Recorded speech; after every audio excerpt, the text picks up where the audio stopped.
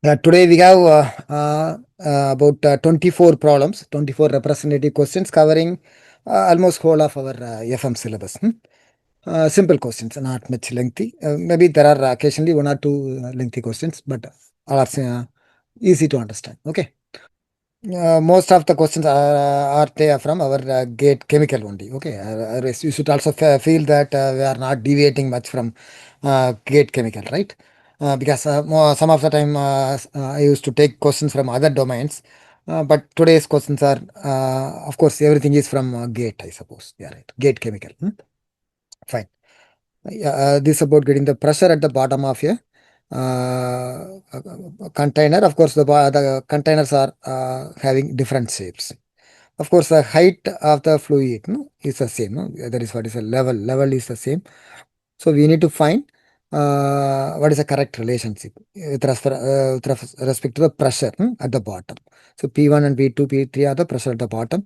We know the fluid pressure is due to the vertical height of the fluid. So the height here is the same. So pressure will be the same.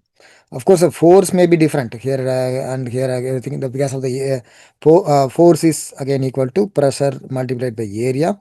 Of course, since the area are different, so accordingly the force will also be different. But pressure will be the same because pressure is simply equal to rho g and h. H is the height of the fluid. Okay. So in that way, simply this is a correct relation. P1, P2, P3 are the same. Sometime we'll upon learning too many things, we'll again make mistake in some this kind of simple silly questions. Okay, so that should not happen. In that way, only I have taken this question. This is about calculating the force at the bottom of a conical water tank. Yeah, just we are also calculate what is the pressure at the bottom, and force is again simply equal to pressure times area. So what is the pressure at this portion, which is simply to the due to the this column of vertical column of liquid, which is simply rho L into G into H. Okay, there is a pressure that multiplied by area. Area of cross section is given as A. So that is rho L into G into H multiplied by area. Of course, this V, you may also try to choose this V. What is this V? V refers to this volume of the entire container. No, of course, it is not mentioned what is V. If you take it as V is the volume of the container, then this is not valid because this will be giving you what is it? This mass into G, which is simply the gravitational force. So we are asked only at the force at the bottom, which is due to the hydrostatic pressure. Okay. Of course, these are also not relevant. Okay, only correct thing is this rho L into A into H. Okay, very simply this rho G H multiplied by area. Area is the cross-sectional area of this cover. So this is about getting the force on the side of the dam. Of course, dam refers to the this side, no, of the what is it? This construction. Okay. So the dam of width 50 meter is used to hold water in the reservoir. Yeah, the dam is the side of this reservoir. Okay. If the water height is 10 meter from the bottom of the dam, what is the total force acting on the dam? So we need to calculate what is the force on that dam. Force again is simply the here again the force is because of the pressure multiplied by area. Of course, here the pressure is a variable. No? Pressure depends on the height. So pressure is variable because H is changing from the bottom. So we each and every point, every level, the pressure will be different. So accordingly, the force also will be going to be different. So we will need to calculate the net force, total force. So for that, so let us take this small fluid element of thickness dH, which is at a height of h from the top. Okay, which is nothing but the liquid level. Okay, so this pressure at this pressure for this entire liquid of thickness dH is simply equal to rho g into h. Okay, and the area of this. So force is again pressure multiplied by area. What is the area of cross section? That is simply dh multiplied by this width. Okay. So this is simply the force for this small segment of fluid element. And to get the total force, integrate that from the 0 to h. Okay, so that is done. So that is simply again rho g into h into w. So you'll be getting h square term. So what we are getting is this rho g w into h square by 2. Okay. Actually, simply you can also get because this average pressure you can estimate. So pressure for this entire height, average pressure at this bottom will be higher and pressure at this is 0. So you'll be having a variation of pressure from 0 to this maximum. So take the average of that. That is simply equal to rho g into h by 2. So h is the total height. So rho g into h by 2 is the average pressure multiplied by the area. So by this way also you can work out. That is also going to give you the same relation. This kind of a manometer problem. So we are given with this two fluid. Okay. So we are asked to find this level. What is this x value? So we have this specification for this kerosene and water. And we have this portion. Everything is nicely given in the diagram itself. So not much thing. So we need to find this value of x. So here we can make the manometer balance. See here we have a continuous connection of this fluid. So we can make a pressure balance at this point. So what is the pressure at this which is due to this head, and what is the pressure at this which is due to this thing plus the atmospheric. Of course here and again both are having the same atmospheric pressure acting. So in that way, so always I'm making this balance at y and y dash. P at y is due to this and P at y dash is due to this column. Okay, so pressure at y I have written as yeah, P at y is kerosene of the rho g h, right? Rho of kerosene multiplied by g. And what is this portion? So that is simply this portion is 20 and this or else we need to have this total height of this kerosene, which is 20 and other dimension is 30, and this 20 plus 30 is this much. From that, if x is subtracted, so we'll be getting this height. Okay, that is what is given here. So there is a rho k into g into this. This is simply 50 minus x. So there is a pressure for pressure at this point. Of course, I am taking this atmosphere pressure as 0. Everywhere we are working in terms of cage pressure. Fine. And what is the pressure at y dash? Simply this column of water. So water height is how much? This is totally 42. From that we have to subtract x. So 42 minus x. So by that we will be getting x as 10 centimeter. This about getting the diameter of a hydraulic lift. Normally we'll use this kind of hydraulic lift, to lift this vehicle. You would have seen this changing of this tire tube for this our cars and all. We used to lift this with a small hydraulic jack. By applying simple force, we'll be lifting heavy weight. So this is one such problem. Again from our GATE chemical. So here we are applying by applying a force of 100 Newton, we are able to lift a mass of 1000 kg.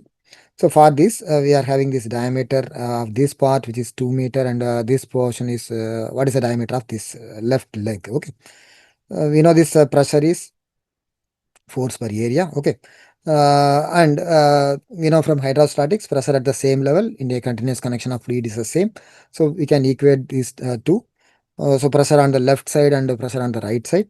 So pressure is here the force per unit area. Area is lower, so pressure is force is also lower. Okay, whereas here the what is the force here in this right leg, which is m into g. There is a what is it? Gravitational force. There is 1000 multiplied by g. So there is a force on this right side leg, and here also area also is higher. The diameter is 2 meter. Okay, so by this way we are getting this diameter of the left portion, which is 0.2 meter. Next part, which is buoyancy related problem. This is about calculating the force to hold a solid body in water. So the magnitude of the force to hold a body of volume 0.05 meter cube of mass 40 kg. This is the volume and mass. Okay. In water of density 1000 kg per meter cube at a depth of 0.1 meter. That is to hold a body, which means at a depth of 0.1 meter is okay. You can consider like this is fully submerged. There is no information. You can consider like this is fully submerged. So what is the force required to hold this solid in water? Suppose the solid is capable of sinking. We are attaching it, this body to a string. So how much of force has to be there in to hold the string? So that is the thing we are calculating. Net downward force is gravity minus buoyancy. Whenever you put a solid in a fluid, there will be upward force acting due to the buoyancy force, which is equal to mass of fluid displaced time g. So this gravitational force is simply m into g. So buoyancy force is mass of fluid displaced into g. Okay. So this for getting this mass of fluid displaced, we can make use of this volume of the solid.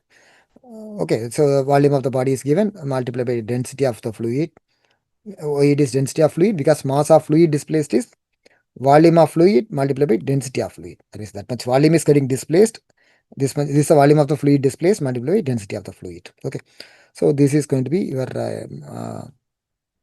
not MF, of course. MF is small. Okay, this is correct only. So net downward force we are calculating, which is coming as minus.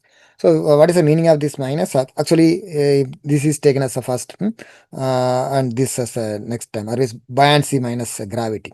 Otherwise, which is there is a net upward force. This negative sign of this downward force indicates there is a net upward force. So which is possible if the solid is capable of floating.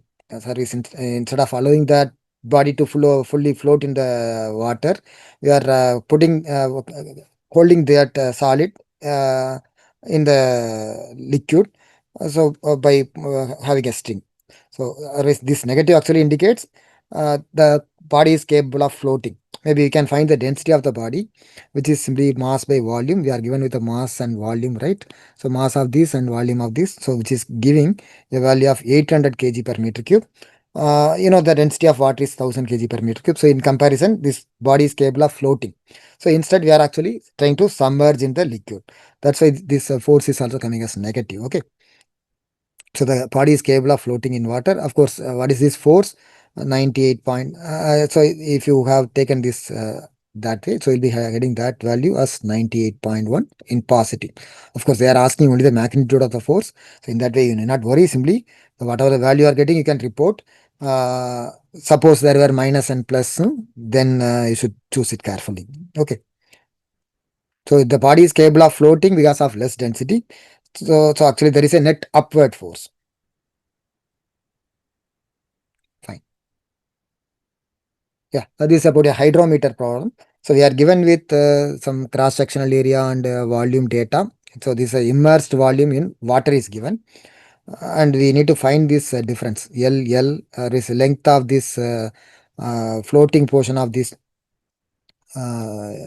hydrometer in liquid of density specific gravity 1.5. That minus this portion in water. Okay. So we know this for a floating hydrometer, this not only simply floating, and it is also submerged to some extent. Okay. So mass of hydrometer multiplied by g. So there is simply the gravity and buoyancy are equated. So mass of hydrometer multiplied by g equal to mass of fluid displaced multiplied by g. So mass of fluid displaced is volume of course g we can get cancelled. So mass of hydrometer is simply volume of this water displaced multiplied by density of the water. So this is a mass of the hydrometer that we can get. Okay, and this hydrometer is now put it in a liquid of density rho L. So for that, this again m into g of this hydrometer is simply equal to volume of liquid displaced multiplied by density of the liquid. So this is simply mass of the liquid displaced, that times g. So this volume of the liquid displaced is coming to this value, whereas the volume of the water displaced is given this way. So this volume of liquid minus volume of water, that is coming to this value. But what is needed is this length of liquid minus length of W. Of course, this length data is the floating length. That is, this volume corresponds to the submerged volume. So the this what we are going to report is the floating portion. So, say this VL is lesser than VW. What is the meaning of that? Or is in the liquid the submergence is lesser. That's why, Otherwise, this weight is lesser because this liquid is denser. So the hydrometer cannot immerse more in comparison to water. So it will be simply rising in comparison to here. So always LL will be higher than LW. That is a thing we are getting from this specific gravity data itself. Okay, otherwise also we are calculating this. So VL is higher than VL is lesser than VW.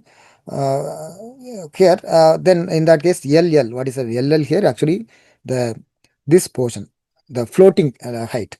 The floating height will be higher. No? LL will be higher than LW because this is less denser. This is more denser. So the naturally the hydrometer will be simply trying to float more. So LL will be higher than LW. uh, Actually this volume will be giving this submerged volume, a submerged height.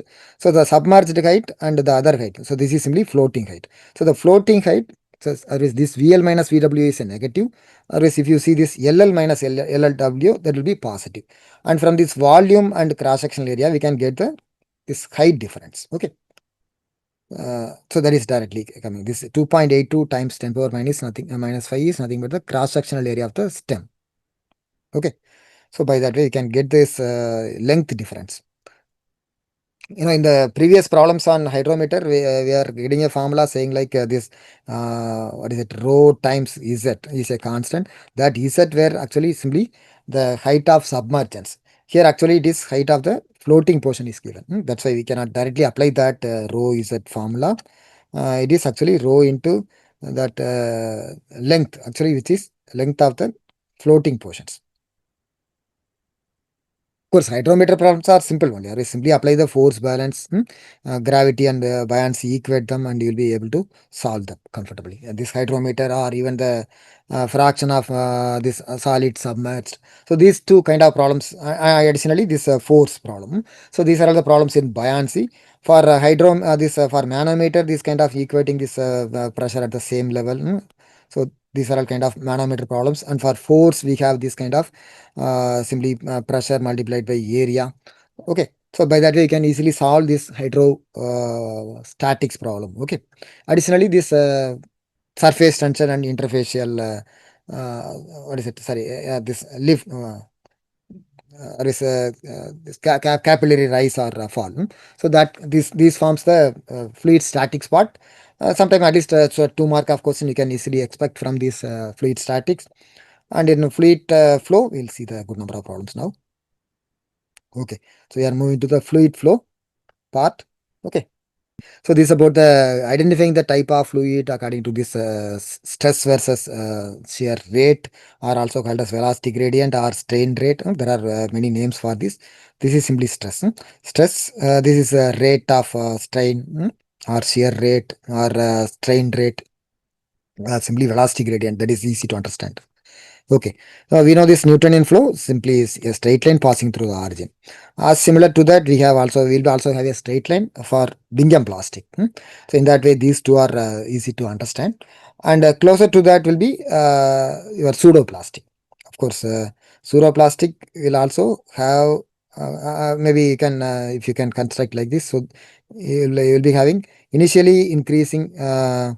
The slope of this stress versus strain is going to be the viscosity. So viscosity growth is initially higher, and again viscosity is gradually decreasing. Whereas the slope of this will be actually what is called as apparent viscosity. Of course, we have a question for that. So the initially the viscosity is found to be higher, and with increase in velocity gradient, the viscosity is actually lesser. The other one, which is this is actually pseudoplastic, and this other one is dilatant. So for dilatant, the initial viscosity will be lesser, and with increase in velocity gradient, the viscosity increase is higher. Whereas this is having constant viscosity. Here also we have constant viscosity. Okay, so we can easily say this one corresponds to Bingham plastic, one corresponds to C, okay, and 3 corresponds to Newtonian, and this corresponds to what is it? Pseudoplastic, and this is dilatant. Of course, the examples also you should know. This example for Newtonian, of course, air, water. These are all nice examples. For Bingham plastic, we know no this toothpaste or honey or something like that. No, and how about this pseudoplastic and dilatant? For dilatant, normally this gypsum suspension or say cement solution in water. No, so that initially you'll be having they will be having lesser viscosity, and by the with time they'll be actually settling. They won't be trying to flow, otherwise they have high viscosity. Whereas this is the paint and all, they also called us this pseudoplastic. So initially they will be thicker or viscous. If you apply more, and they will be actually thinner. Of course, they are actually time dependent behavior. This pseudoplastic, and there is also another thing, what is called as thixotropy and rheopectic. So thixotropy will be similar to this pseudoplastic, and rheopectic will be similar to our dilatant, where actually they are actually time dependent behavior. So this is actually a time independent behavior. There are fluids what is called as time dependent. They exhibit this shear stress versus shear state with the time of application of the same amount of stress. They will be having a different characteristic.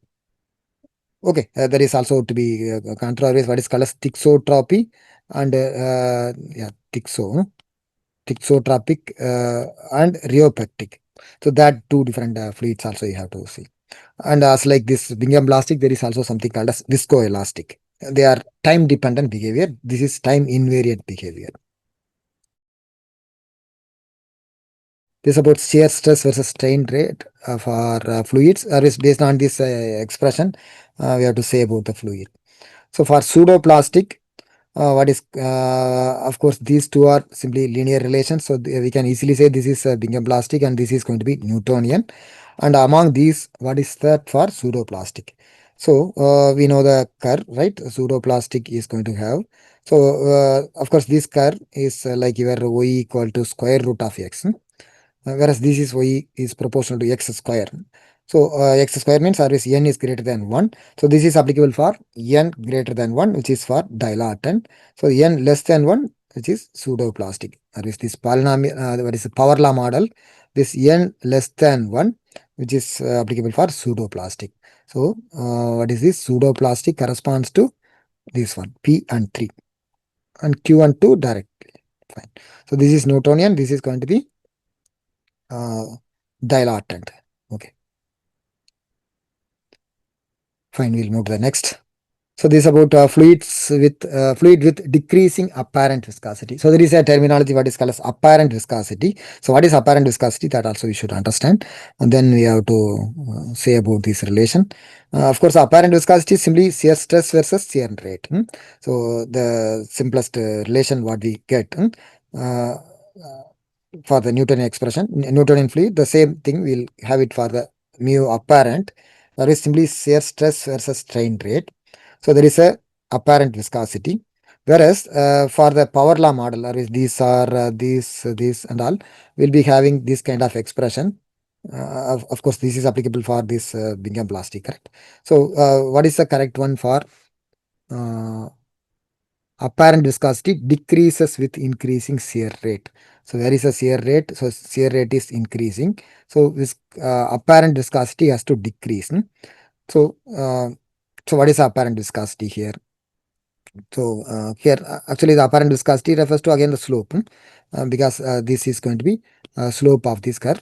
So initially the slope is higher and the slope is going to be lesser. So here what is given? Apparent viscosity decreases with increasing shear rate. So here this is very applicable. No? So with increase in shear rate, the apparent viscosity, which is the slope, is decreasing.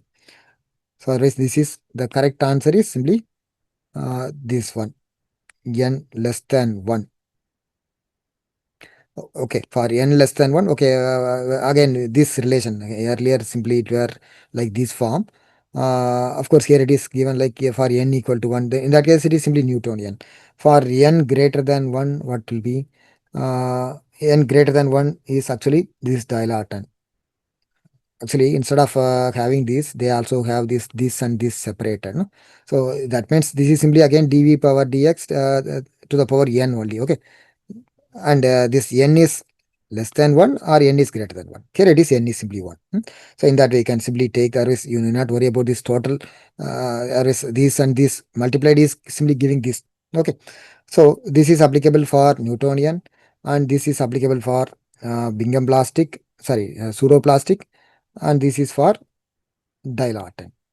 Okay, sir, is how to say about the mu apparent and this content. Okay, say this is the original expression. Okay, that is you can take this as the general expression, and we need to write this in terms of mu apparent. So what is this mu apparent now? Mu apparent is simply or is this, these two we will be considering like sorry, this is the original expression and this is the thing in terms of mu apparent. So by that we can say like mu apparent is simply equal to m into this thing. Okay, simply because this is to be there and this content is to be there. So mu apparent is simply m into this way. So this is your mu apparent, and that n should be lesser than 1 for pseudoplastic. Okay. So, and n should be greater than 1 for dilatant. So, this n less than 1, also known as the shear thinning. Shear thinning, here it is shear thickening. So, a pseudoplastic also called as shear thinning, and dilatant also known as shear thickening fluids. Of course, in one of the question, there was a thing we need to, given this mu apparent apparent viscosity by this expression, we were asked to find what is the type of fluid. So in that way, you can simply relate this given expression and this by this way. And now we are having what is the value of n? N we can get n minus 1 is the exponent here. So from that we can get the exponent. So what is the n value for the given pseudoplastic fluid? So there was a question like that. Fine. Now we are moving to this momentum balance. So there is a jet of fluid issuing from a pipeline. Okay, we are given with the cross sectional area of the jet and the velocity of the jet is given. So what is the force on this support? What is the horizontal component of force? Of course, vertical component one is going upward, one is going downward. So of course we are also not asked. Or these kind of simple questions only will be asked. At least that can be understood by chemical engineers. So what is the force on this? So that is force is simply actually it is rate of change of momentum. It is not simply momentum, rate of change of momentum. Whereas momentum is m into velocity. Rate of change of momentum is of course m dot v. Okay, so m dot is volumetric flow multiplied by density. Okay, so by that way we'll have rho a v square. So we are given with this area of cross section of this jet and velocity is given. And density data are not available, right? Of course it is water. So we can take that as 1000. So simply we are getting that answer as 4000 Newton. This is a simple, nice question. What is the Reynolds number for an ideal fluid flow? Ideal fluid is one which is assumed to have zero viscosity. Zero viscosity, and which is also known as inviscid fluid. Inviscid and incompressible. So incompressible and inviscid fluid flow is called as the ideal fluid flow. So in terms of Reynolds number, actually dV rho by mu, this of course density is a constant. Okay, it doesn't make anything here. So viscosity is to be 0. So your Reynolds number will be infinity. Now, when do you have such, is there any example for this ideal fluid?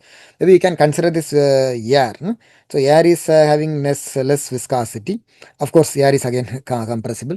Maybe for shorter sections of pipeline where the pressure drop is lesser, you can apply this ideal fluid flow condition.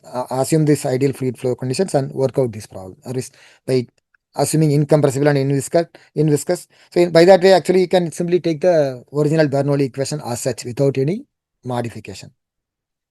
Otherwise, you have to account for the frictional losses, and you should also consider for the density variation. For smaller segments, you can of this flow of air through a pipeline. You can take this ideal fluid assumption.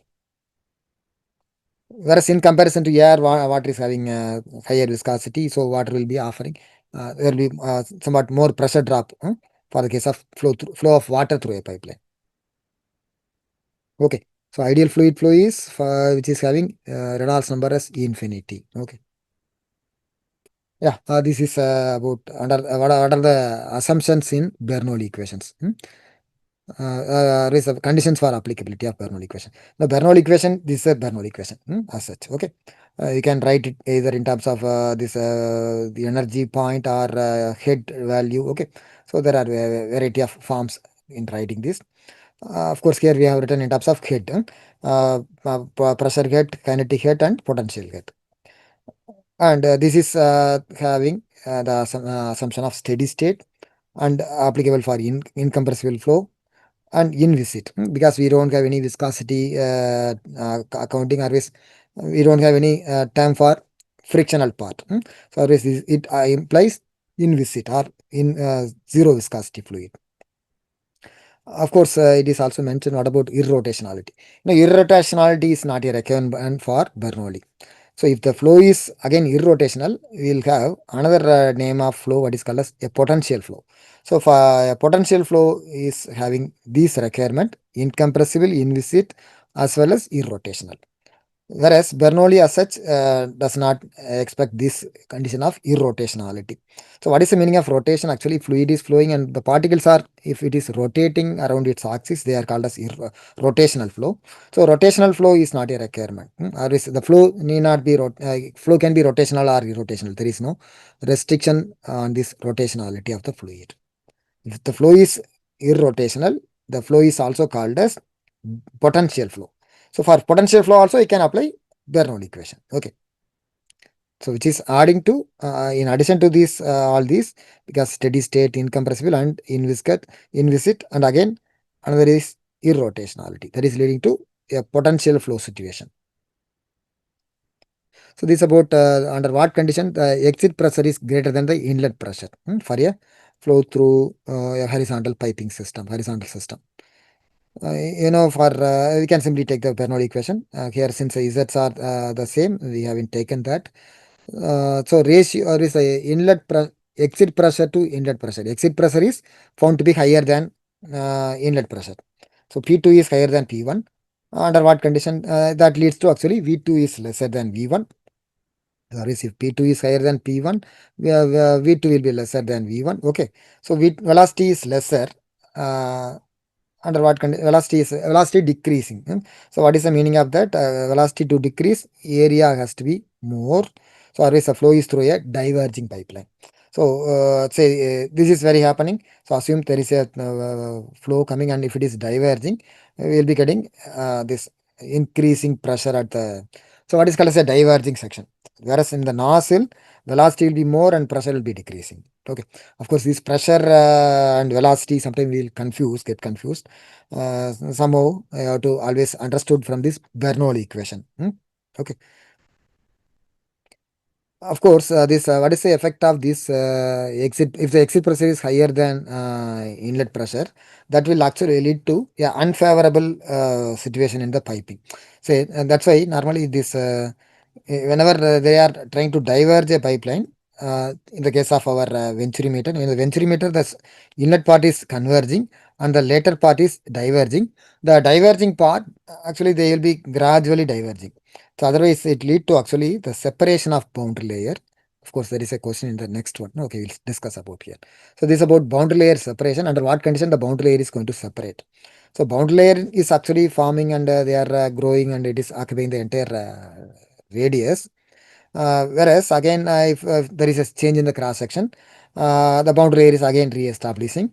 So here, if the project this area is diverging, what happens? This boundary layer, there are chances for the boundary layer to separate from the pipeline, and there will be reversal of flow. So flow is supposed to go in the forward direction. Instead, in the separated area, the flow there will be flow reversal. That leads to actually loss of energy. Okay, so under boundary layer separation is characterized by one of the conditions. So where RE is Reynolds number and about accelerating or decelerating flow. So accelerating flow means area has to be lesser, no? The velocity has to increase. So that's why that is accelerating flow. Whereas decelerating flow refers to velocity has to be reducing, decreasing. So that means area has to be increasing. And this boundary layer separation is always the case only in the case of turbulent flow. Okay, in laminar flow, boundary layer won't separate.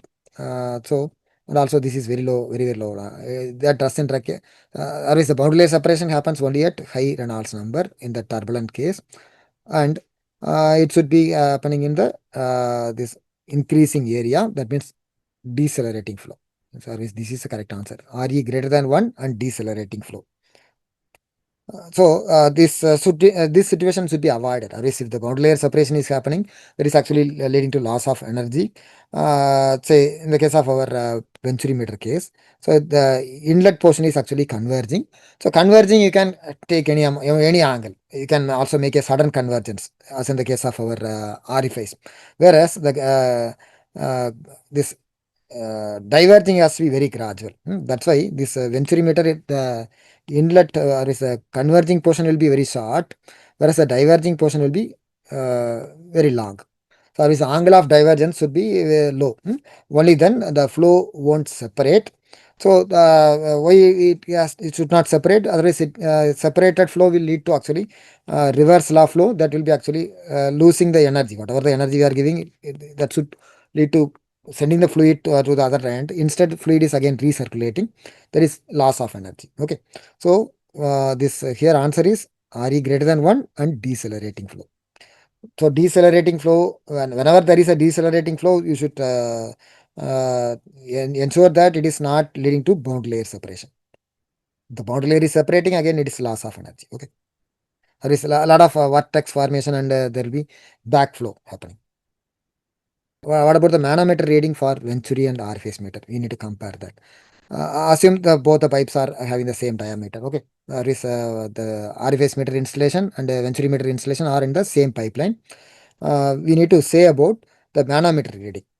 So what will be the manometric reading if the Venturi meter is replaced by Orifice meter of the same size?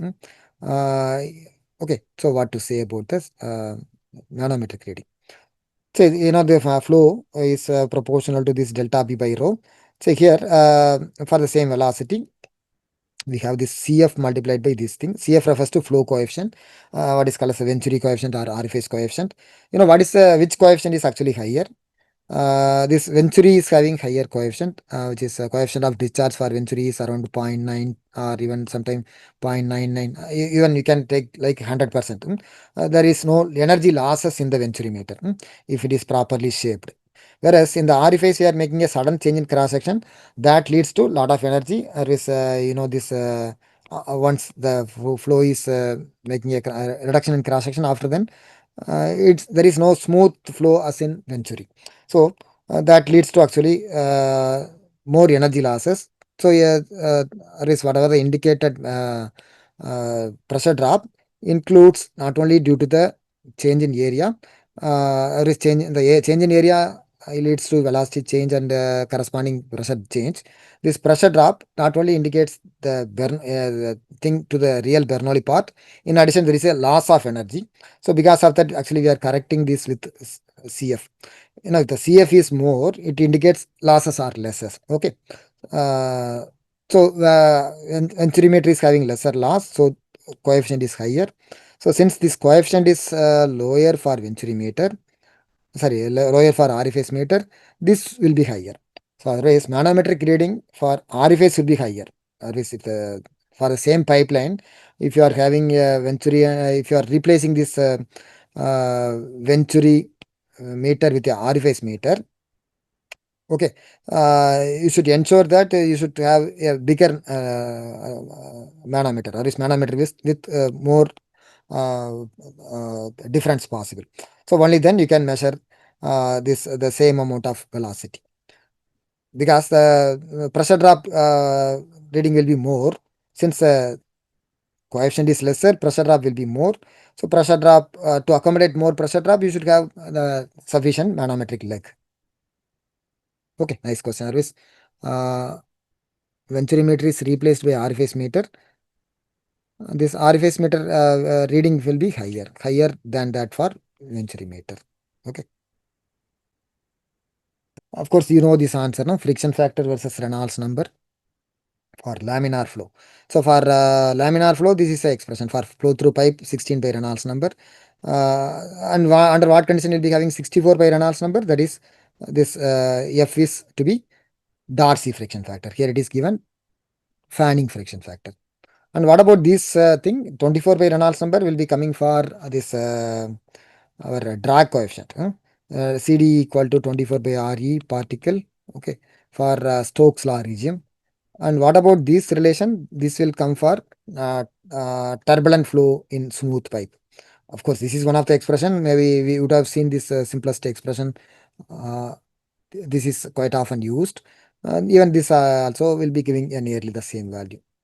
Okay, I don't know where this corresponds to. Okay. Yeah, equivalent diameter.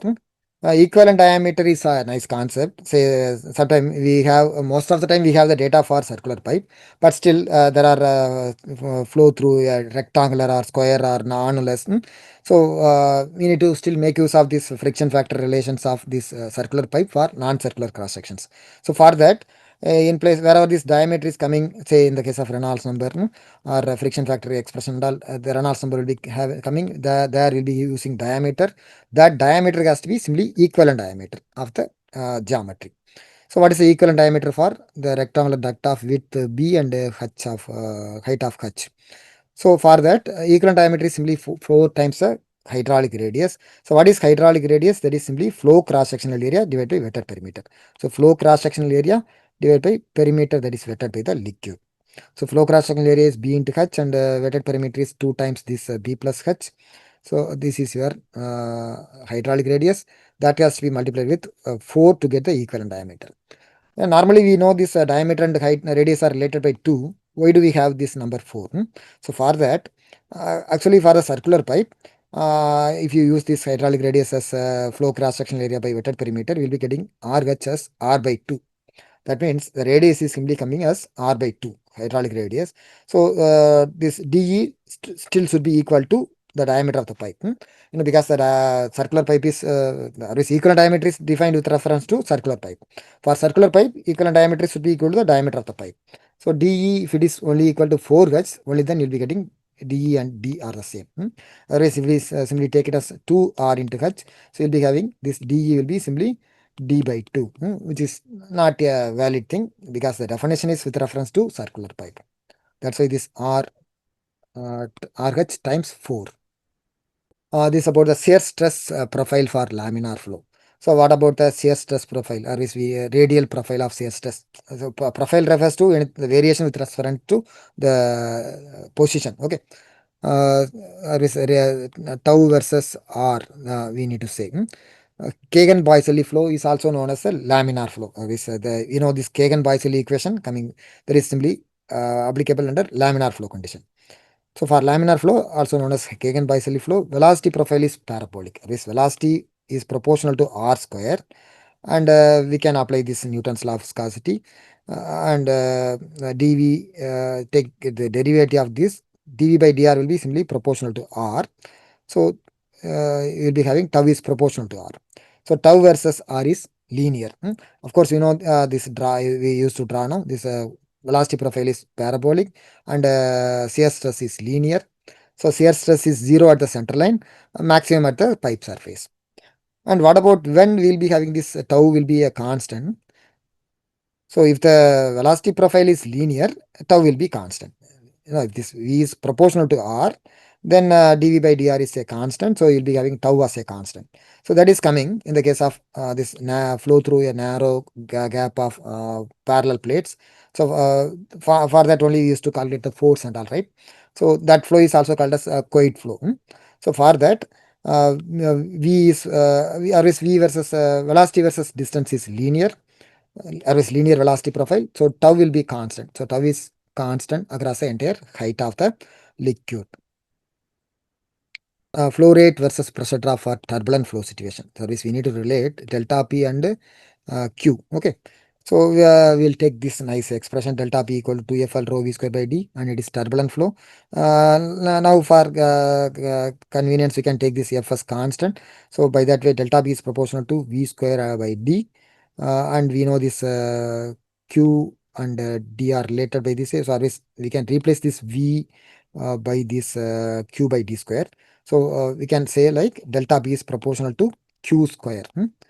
Or else we need to say like q is proportional to delta p to the power 0.5.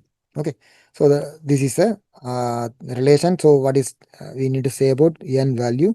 N is less than 1 for turbulent flow. And in the case of laminar flow situation, this F is again 16 by 16 mu by dv rho. So you'll be getting delta p is proportional to V, or is delta p is proportional to simply Q. Okay, if you have considered this F from this simplest expression, you'll be again getting this Q is proportional to this number, which is again N is less than 1. Okay, so whether you have considered this F as constant or F with this simplest expression also, you'll be getting the same functional dependency. That is to simply say like delta P is proportional to V square for turbulent or proportional to V for laminar. So in place of V, you can also have Q. Okay, because Q and V are having this area times velocity. This about accounting for the losses for flow through pipe fittings. So whenever these valves and fittings are there, they will be reporting this equivalent length of the fitting. Otherwise, they will also reporting the fitting loss coefficient. The fitting loss coefficient is simply a number, whereas equivalent length, instead of reporting that in equivalent length, they will be actually reporting LE by D as a dimensionless content. So using this LE by D of the fittings and which is connected to a pipeline of the diameter D, so you can calculate what is the equivalent length of the fitting, or is the how much friction is offered by the fitting in terms of the equivalent length of your pipeline. So by upon having this, and we can make use of that in this relation. Otherwise, if you are having this KF, or what is called as a fitting loss coefficient of the pipe fitting, we can use that KF multiplied by rho v square by 2. These things are connected by this, no? So how this rho v square is coming? This P by rho g equal to V, say in terms of energy term, pressure and rho v square are having this. So this is simply a number. So you have to multiply this with rho v square by 2. So as to say about pressure drop due to friction, pressure drop due to the fitting. Okay, pipe fitting. F refers to the fitting, and LE refers to the equivalent length of the fitting. So otherwise we can have this data either LE by D of the fitting or KF fitting loss coefficient. Okay, otherwise this is fitting loss coefficient or equivalent length. Equivalent length which is normally available as LE by D diamond in the form of dimensionless form. So this is about getting the power for pumping. So taken from our recent GATE question. Of course, for a 2 mark they have asked actually simple. So we have this level liquid level difference, and we are given with the volumetric flow rate, the total frictional head loss. So in addition to potential difference, there is a head loss of 1 meter of water. So we need to calculate the power supplied, taking the efficiency as 100%. So simply write the Bernoulli equation, P by rho g v square by 2g. So this kinetic part, or is velocity at 1 and 2 can be simply taken as negligible, and these two are open to atmosphere. So what is there is simply this thing. HW minus HF equal to Z2 minus Z1. So Z2 minus Z1 is simply 5 meter, and this HF value is also given as 1 meter. Yeah, 1 meter I suppose. Yeah, it is given. So by that way you can easily get this HW, which is the head ordered by the pump, and power is simply m dot gh. Mgh is energy, m dot gh is power. Okay, so m dot is mass flow rate, that is simply volumetric flow rate times density. Okay, you can get this. Of course, this 2 mark we can score much easily. Maybe the specification, if you read through, it is appearing to be lengthy, but the simplest workout. Now we are going to the last topic, which is drag and packed and fluid spread part. Okay, so we need to relate this terminal setting velocity versus diameter. So terminal setting velocity versus diameter in the Stokes law regime. Stokes law regime, for which CD is 24 by Reynolds number particle. We will start from this relation. So we need to relate this terminal velocity and diameter. Okay, so from this we can say about the FD. FD is drag force, and for a settling particle, this drag is equal to net downward force, gravity minus buoyancy. So gravity minus buoyancy you can write, yeah, this is of course gravity minus buoyancy is written here. This volume times density, okay, multiplied by this g. This is mass multiplied by this is same gravitational force minus buoyancy force. That's why this rho p and rho are there, multiplied by g. So mg minus mf into g. That's it. Fine. So this is a net downward force, and upward force is the drag force. So both are equated, and we are getting this Stokes law equation. We need to say about V and dP. Of course, you need not do this much of derivation, but I used to normally understand the simplest way. So V is coming proportional to d square, for Stokes law regime. Okay, what about that under constant drag or turbulent regime? So for that, this again FD will be having this CD is roughly a constant. So by that way, we'll be getting this V is proportional to V square is proportional to dP, otherwise V is proportional to dP to the power. Otherwise it is square root. Here it is square. Okay. Maybe this and all difficult to derive and relate. Instead, we used to again get this from pipe flow equation. So for laminar part, we can simply take this 16 So from that, we can say like simply V is proportional to d square. And for the turbulent part, again, if you take this F as constant, we'll be getting V is proportional to d to the power 0.5. So otherwise, whatever whether it is a drag or flow through bed or anything, you can simply take this pipe law relations, always for at least for the functional dependency, you can simply make use of that and say about this. Whereas I have spent at least about some 2-3 minutes to get this. Instead, in less than a minute, you can arrive at this answer. Of course, a similar problem is there in terms of flow through bed of solids. Here, this is again, we need to relate this velocity and particle diameter, which is also again comparison in similar to, this is settling velocity versus diameter. Here also it is fluidizing velocity versus particle diameter. So here the condition is, it is given that Cosny-Kármán equation is valid. That means again REP is lesser than 1, which is actually the laminar part of the Ergun equation. So Ergun equation is given here. Here it is delta P by rho V square dP by L. So otherwise delta P by L we used to write, no? In that way, L will be always there in the here. And it is delta P and rho V square are having the same units. dB by L multiplied by E cube by 1 minus E, that is equal to 150 by Re porous medium. So Re porous medium will be having this 1 minus E in the denominator. This is a laminar part, this is a turbulent part. So here it is Cosny-Kármán, which is actually Cosny-Kármán or Blaake-Cosny. Cosny-Kármán, okay, or it is also called as Blaake-Cosny. Both are referring to the same part of the Ergun equation. There is nothing but the laminar part. Whereas the other part, which is actually the turbulent part is also called as Burke-Plummer. Burke-Plummer, Plummer. Okay. So Cosny-Kármán or Blaake-Cosny, and other one is Burke-Plummer. Burke-Plummer is the turbulent part. Wherever this Cosny is there, you take it laminar, and totally it is Ergun equation. So what we are getting is actually we are asked to take only the laminar part. So V square is proportional to V square divided by V. So V is proportional to dP square. Okay. This we can also get from our pipe flow equation. So V is proportional to d square for laminar. No? That also we have proved here. No? V is proportional to dP square, no? For the drag part. This is flow through bed of solids. So otherwise, the simplest relation will save us a lot in our fluid mechanics. Okay, over to you people. Please feel free to ask any question on this fluid mechanics. So always, where do you need further discussion? Maybe that and all we'll discuss in the fast track part. Maybe at least whatever the difficult part you have. So in the next class, we'll go to mechanical operations. Possibly we'll have some 1.5 hour of discussion in the Sunday. Okay. So prior to that, I will post a simple test. Of course, the elaborate test for each and every topic. I have prepared nice questions. They are available in fluid mechanics video lectures. And some of you have tried that. Thanks to, I think, 1 or 2 students, they have tried taking the test from fluid mechanics video lectures. I have forgot the name of the student. Okay. I thought of even appreciating that student. Okay, I will do that.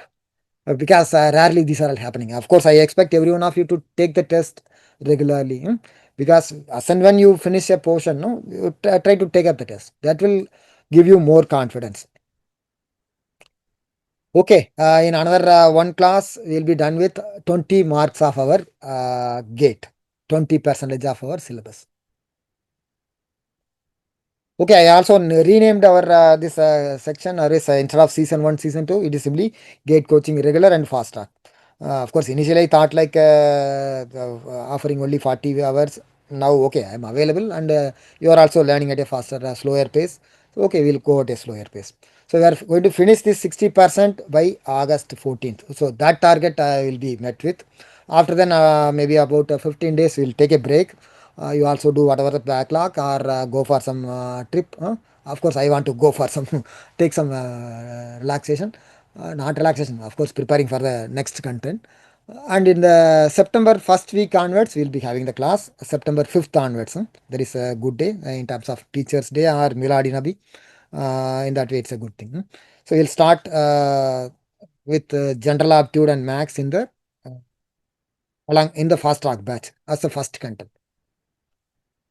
Okay, thanks. Okay, we'll have the discussion session, right? Peer discussion session on this Saturday for this whatever the left out portion of fluid mechanics by our team of people. Of course, this peer discussion is happening nicely. Please take part in that. That will also give you at least a simpler understanding of the contents.